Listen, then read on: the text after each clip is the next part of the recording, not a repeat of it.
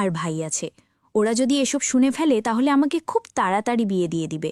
তখন এভাবে রোজ আমাকে আর কিছুই করতে পারবে না। তোমাকে ছাড়তে ইচ্ছে করে না গো আমার হবু বউ। বিয়ে যদি তোমার মা বাবা ভাই কারোর সাথে তোমাকে দেয়, তাহলে সেটা একমাত্র আমিই তোমার বর হব। তাহলে বিয়ের আগে রোজ রোজ রাতে এসে আমাকে এত মজা দিলে আমি কি এমনি থাকতে পারবো গো আমার বরমশাই? তাড়াতাড়ি বাড়িতে বিয়ের প্রস্তাব দিয়ে পাঠাও, আমার আর সহ্য হচ্ছে না। দিব আমার সোহাগী বলো, প্রস্তাব অতি শীঘ্রই দিয়ে পাঠাবো। তার আগেও তোমাকে ভালোমতো একটু যাচাই করে নিই, তুমি গাছে উঠতে দিতে পারো কিনা।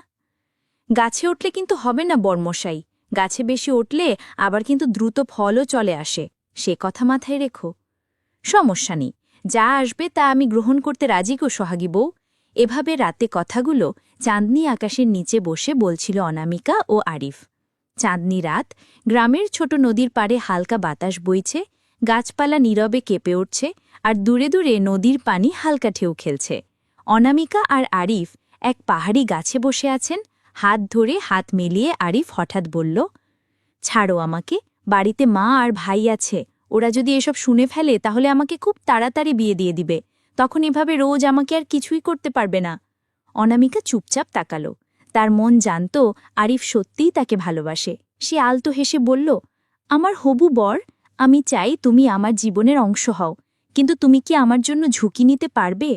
আরিফ হাত ধরে ধীরে বলল, তোমাকে ছাড়তে ইচ্ছে করে না গো। যদি তোমার মা বা ভাইকেও তোমাকে অন্য কারোর হাতে দেয়, তবে সেটা শুধু আমি তোমার বর হব। আমি চাই আমাদের ভালোবাসা সত্যিকারের হোক, নিরাপদ হোক। চাঁদের আলোয় অনামিকার চোখ যেন আরও জ্বলে উঠছে। গ্রামের সবচেয়ে সুন্দরী মেয়ে অনামিকা, কালো ঝলমলে চুল, মায়াময় চোখ আর হাসি যা মুহূর্তেই কারো মন জয় করে নিত। তবে তার সৌন্দর্যের সঙ্গে আছে বিনয়ী স্বভাব, মেধা এবং উদার মন। স্কুল জীবন থেকেই অনামিকা আলাদা, সবসময় প্রথম স্থানে, সবসময় প্রশংসা পেত। স্কুল শেষ করে কলেজে ওঠার পর তার জীবনের নতুন অধ্যায় শুরু হলো। নতুন বন্ধু, নতুন পরিবেশ, নতুন মানুষ। কলেজে তার দেখা হলো আরিফের সঙ্গে। আরিফ শান্ত, গম্ভীর, তবে তার চোখে মিষ্টি হাসির আভা। ছোট ছোট আলাপ, ক্যান্টিনে বই ভাগ করা, লাইব্রেরিতে একসাথে বসে পড়া, মাঝে মাঝে হেসে খেলে খোঁচাখুচি, সবই তাদের বন্ধুত্বকে প্রেমে রূপান্তরিত করল। প্রেমের শুরুতে অনামিকা তার পুরো মন আর প্রাণ দিয়ে আরিফকে ভালোবেসে ফেলল। সে বিশ্বাস করত ভালোবাসা মানে আত্মার সম্পর্ক। কিন্তু ধীরে ধীরে সে বুঝল আরিফের চোখে তার সৌন্দর্য ছাড়া কিছু নেই। বন্ধুরা যখন মজা করত, আরিফ হাসতে হাসতে বলতো, আমার প্রেমিকা এলাকার সবচেয়ে সুন্দরী মেয়ে। এক রাতে অনামিকা আকাশের দিকে তাকিয়ে নিজের মনকে জিজ্ঞেস করল, আমি কি সত্যিই ভালোবাসার জন্য লড়াই করতে পারবো, নাকি শুধু মোহের জন্য আমাকে হারাতে হবে? সে ঠিক করল কোনোভাবেই দুর্বল হবে না। ভালোবাসা যদি সত্যিই তাকে রক্ষা করবে, যদি না হয় নিজের সম্মান ধরে রাখবে। পরবর্তী দিন অনামিকা আরিফকে ডেকে বলল, আমি চাই তুমি আমাকে জীবনের সঙ্গী হিসেবে দেখো। যদি সত্যিই ভালোবাসো প্রমাণ করো, না পারলে আমাদের সম্পর্ক এখানেই শেষ। আরিফ প্রথমে দ্বিধাগ্রস্ত হলেও অনামিকার দৃঢ়তা তাকে নাড়িয়ে দিল। সে বুঝল অনামিকা শুধু রূপে নয়, চরিত্রেও আত্মায়ও অনন্য। কয়েকদিন পর আরিফ তার পরিবারসহ অনামিকার বাড়িতে উপস্থিত হল।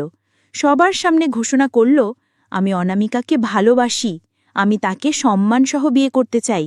অনামিকার পরিবার প্রথমে অবাক হলেও মেয়ের দৃঢ়তা দেখে সম্মতি দিল। বিয়ের দিন অনামিকা হলুদ আর লাল শাড়িতে সাজছিল। তার চোখে উত্তেজনা, হাতে নরম চুলের ছোঁয়া আর মুখে লাজুক হাসি। আরিফ তাকে দেখার সঙ্গে সঙ্গে প্রেমের দীপ্তি ফুটল। তুমি আমার জীবনের সবচেয়ে মূল্যবান মানুষ, বলল সে চোখে চোখ রেখে। তোমার সৌন্দর্য শুধু চোখের আনন্দ নয়, এটি আমার হৃদয়ের শান্তি। অনামিকা লাজুকভাবে হেসে বলল, আর তুমি আমার আত্মার সঙ্গী, তুমি ছাড়া আমি অসম্পূর্ণ।